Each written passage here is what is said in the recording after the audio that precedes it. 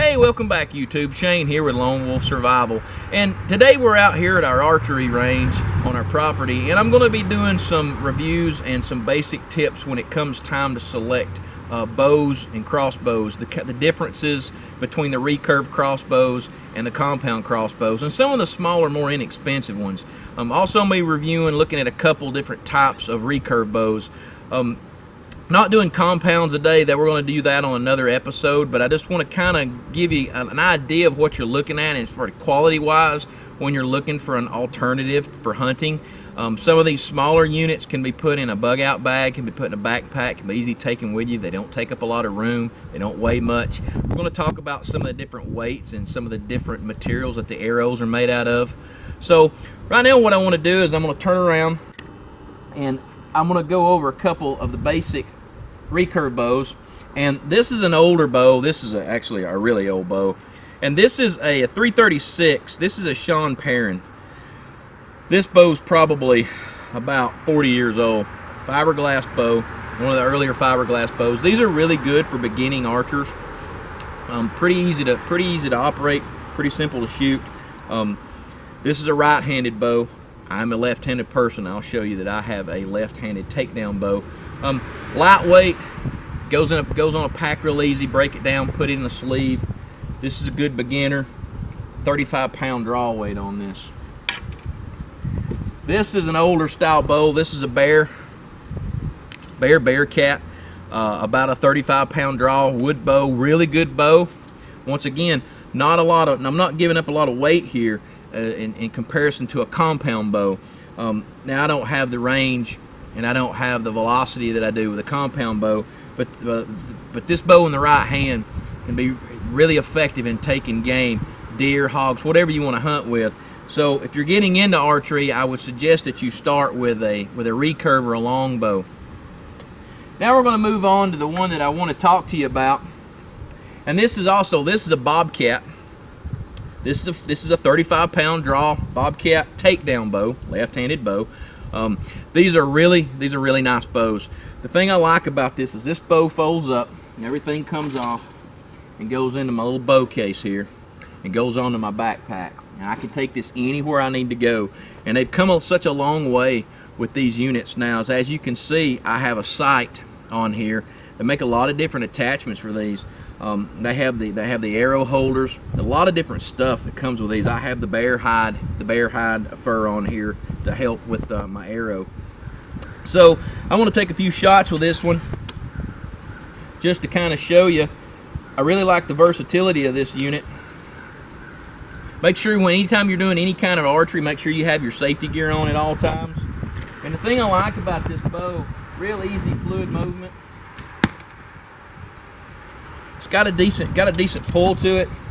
Now I use different types of material arrows. I use some aluminum shaft, use some carbon fiber, use some wide fletching, some narrow fletching, but a real simple unit. And you can see the difference in between the heavy grain arrows and the light grain arrows. So when you're getting into this and you're selecting a bow, make sure that you're using the right length and weight arrows for the draw length of the bow you're using. So I've had this bow for probably a couple months now, and I really like it. I've packed it in a couple times with me. Super lightweight. Everything comes down, goes in my pack. I can take this anywhere I need to go. So far, very impressed with the Bobcat bow. I'm actually looking forward to getting out there this turkey season and getting a turkey with this one. So that's a little rundown. Some people have asked about the recurve bows. So what I want to do now is I want to turn and I want to talk to you a minute about crossbows, compound and recurve crossbows. Okay, so now I want to talk to you a minute about the different types of crossbows and some of the ones that you might encounter if you're thinking about purchasing one.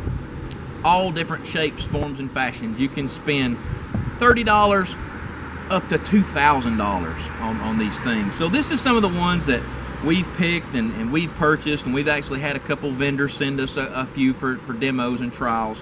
So I'm not really going to so much go for the name brand of what it is, but more of what it is itself.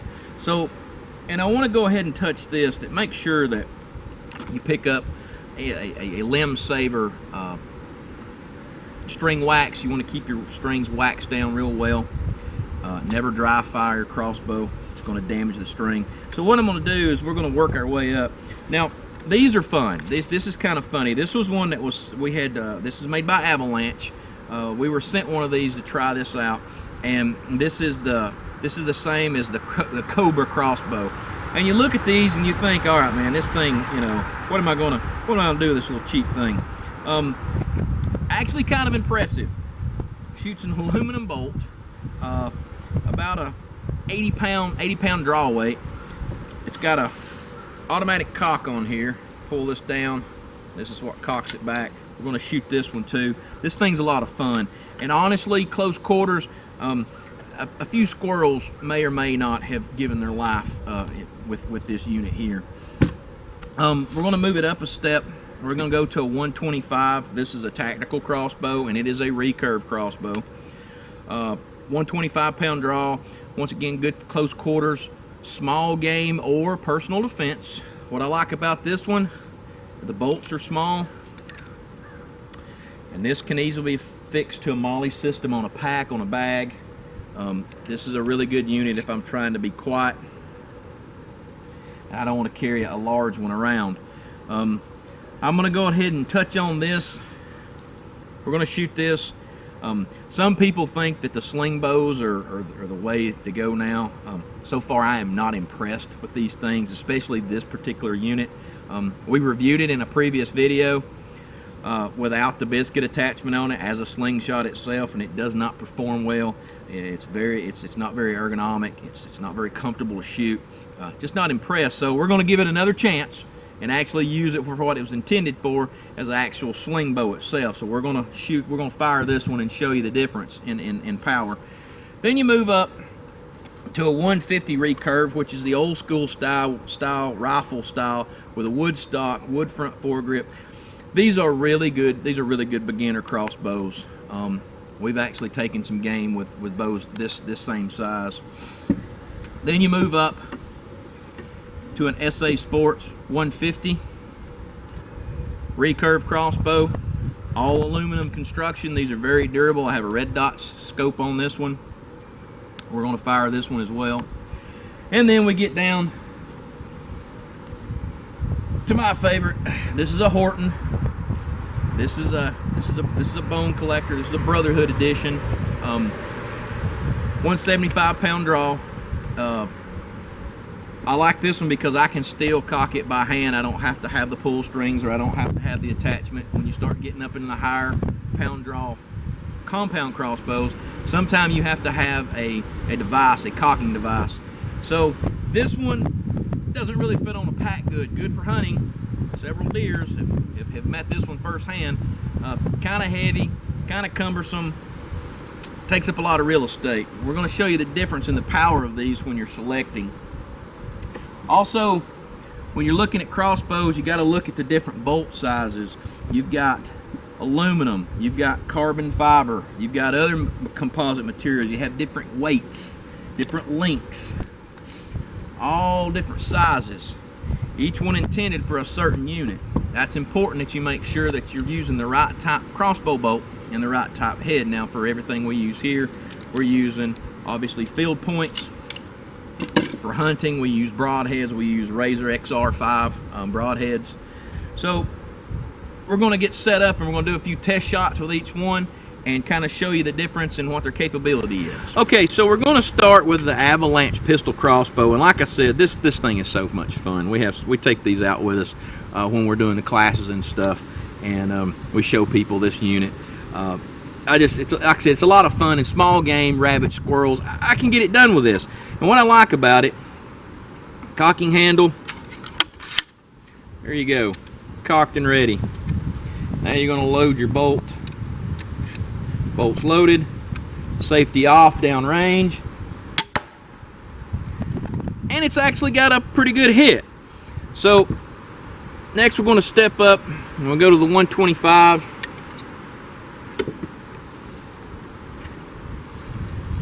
Foot's in the foot stirrup.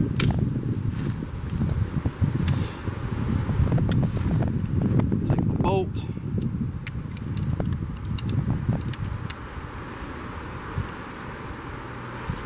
Safety off.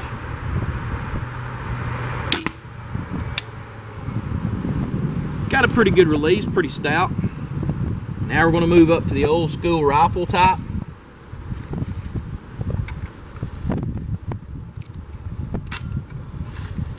A little tougher to pull back.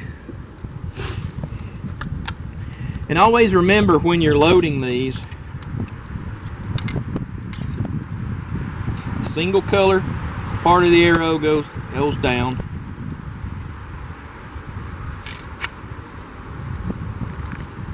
Safety off. A bit stouter release. Now we're going to move up to the SA 150, which is one that we like to use a lot.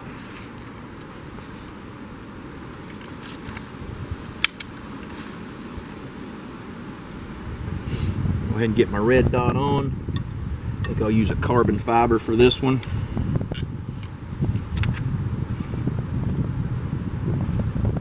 Safety off. And you can hear that impact. You can hear that hitting. We'll go down range in just a minute. And then the last one we want to fire is going to be the Brotherhood, going to be our Horton. This one takes a little more muscle to pull through. There we go. Flip our sights up. I think we'll actually use carbon fiber on this one as well.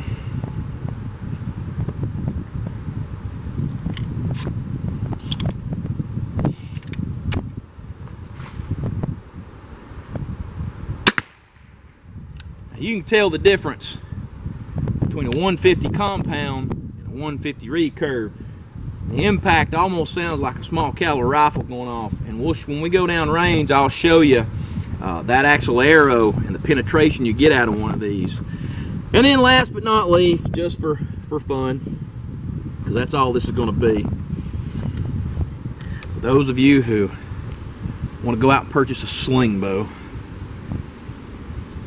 this is it would be good in a pinch if that's all you had, but so far we've not been impressed with these things at all.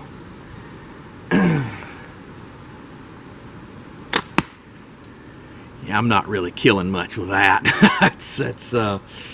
I guess it's better than a stick and a rock, but that was kind of pitiful. So let's go down range and let's take a look, and we'll compare the penetration. Okay, so here we are down range, and we're going to look at the arrows. And the one I want to start with is this is the one I fired out of the sling bow. And not real good penetration. I really don't like that thing. That's my personal opinion. So let's look at a couple of the ones off the recurves. Decent penetration off the 150. The other 150. Both one aluminum, one carbon fiber. This is off the 125. Pretty good penetration there. And then the Horton 175.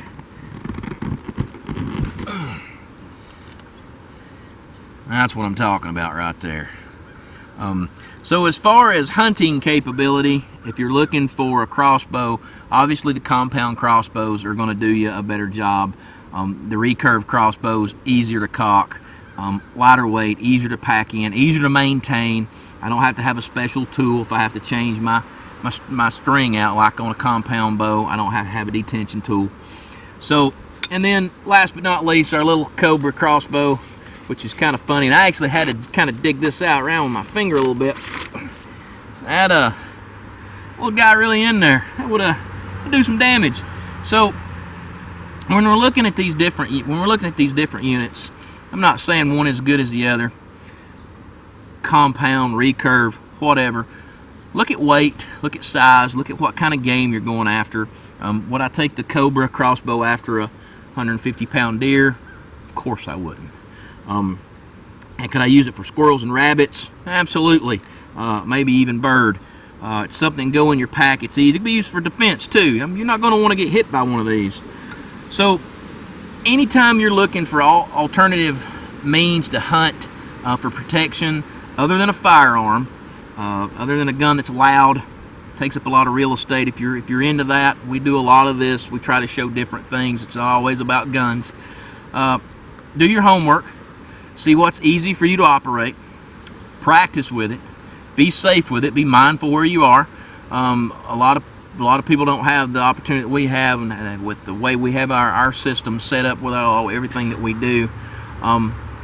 So go to a local archery range, practice, make sure you got the proper safety equipment, safety gear, and price wise, you can see you don't have to spend a lot of money to get a decent product out of these crossbows.